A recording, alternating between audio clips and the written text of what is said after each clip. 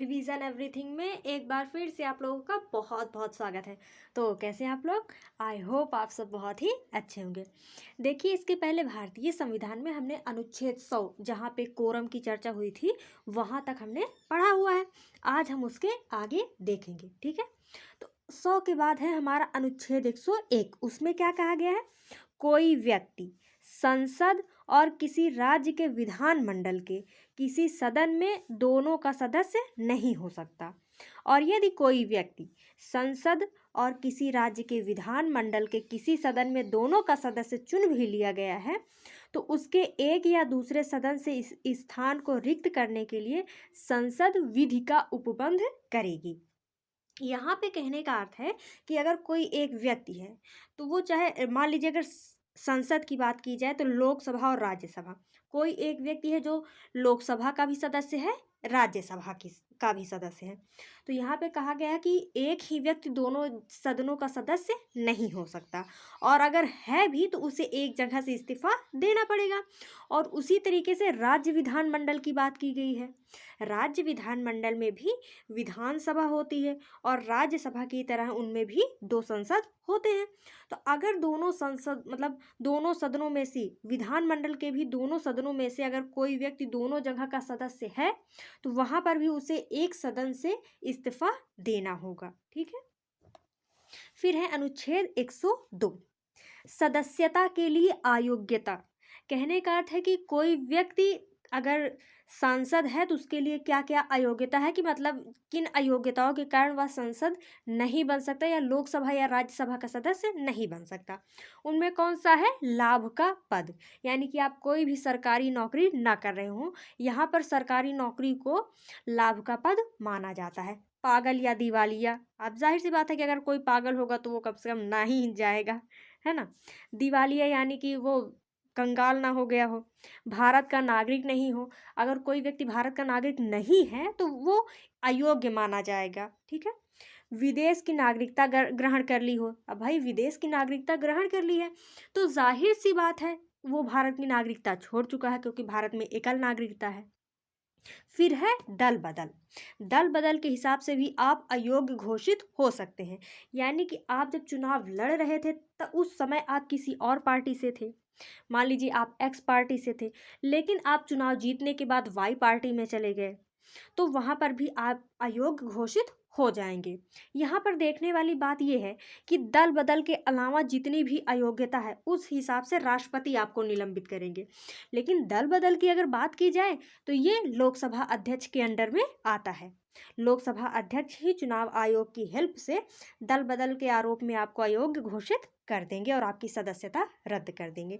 तो कुल मिला के यहाँ दल बदल ही है जो लोकसभा अध्यक्ष करते हैं, बाकी उसके अलावा जितनी भी अयोग्यता है उस हिसाब से राष्ट्रपति आपको निलंबित करेंगे या फिर आपकी सदस्यता रद्द करेंगे, ठीक है। फिर है अनुच्छेद 103, सदस्यों की निरर्हताओं के प्रश्नों पर निर्णय राष्ट्रपति चुनाव आयोग की सहायता से करेगा।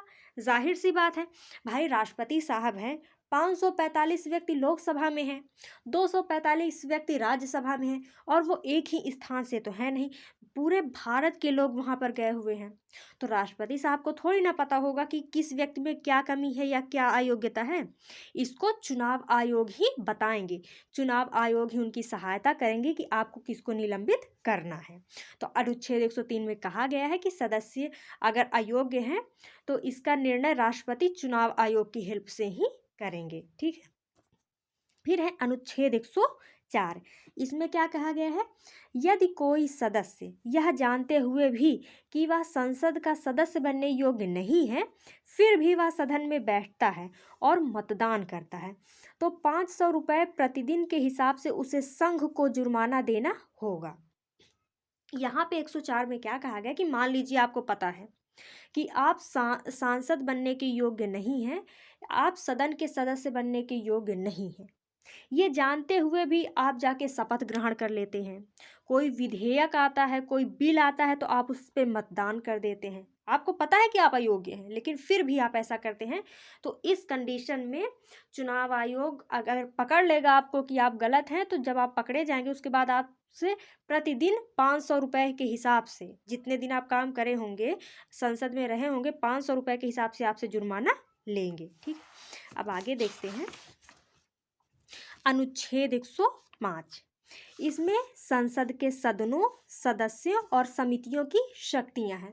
इसमें क्या कहा गया है कि कोई भी व्यक्ति अगर संसद का सदस्य है तो किसी भी बिल पर, किसी भी विधेयक पर वो वाद विवाद कर सकता है, उस पर भाषण दे सकता है, उस पर स्पीच दे सकता है, उस पर प्रश्न उठा सकता है, प्रश्न का उत्तर दे सकता है। ठीक है। फिर है अनुच्छेद 106, जिसमें कहा गया है सदस्यों के वेतन और भत्ते। संसद के किसी भी सदन का सदस्य ऐसे वेतन और भत्ते पाने का हकदार होगा जो समय समय पर संसद द्वारा कानून द्वारा निर्धारित किए जा सकते हैं। एक शब्द में बोले तो अनुच्छेद 106 में सदस्यों के वेतन और भत्ते की चर्चा है।